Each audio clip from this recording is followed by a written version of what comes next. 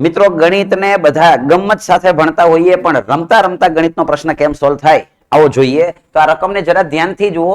જુદી જુદી શાળાના વર્ગના વિદ્યાર્થીઓની સંખ્યા આપેલી છે, જેને આધારે બી અને ઈ શાળામાં રહેલા તમામ વર્ગના વિદ્યાર્થીઓનો તફાવત કેટલો. તો મતલબ સીધો છે કે બી વર્ગના તમામ વિદ્યાર્થીઓ અને ઈ વર્ગના તમામ વિદ્યાર્થીઓ આ બંનેનો મારે ડિફરન્સ શોધવાનો છે. તો હવે આ બધાનો સરવાળો કરવા નહીં મંડી પડતા ભાઈ, બરાબર? એ રીતનો સરવાળો ચકલા કરે, બાજ ના કરે. નજર બાજ જેવી રાખો. તમે અહીંયા જોઈ શકો છો કે આના આંકડાઓ છે એ આની કમ્પેરમાં મોટા છે.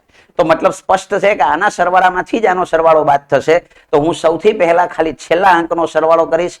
6 ને 8 14 ને 7 21 ને 2 23 માં લાસ્ટમાં 3 આવશે અને 9 ને 9 18 18 ને 5 23 ને 9 32 ને 3 35 માં છેલ્લે 5 આવશે.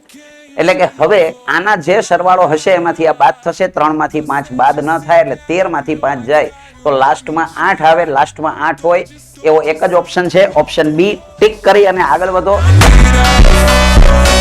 આ રીતે પ્રશ્નને ઉડાડો. અને મિત્રો આ જ રીતનો એક પ્રશ્ન છે જેનો જવાબ તમારે મને કમેન્ટ બોક્સમાં લખીને આપવાનો છે.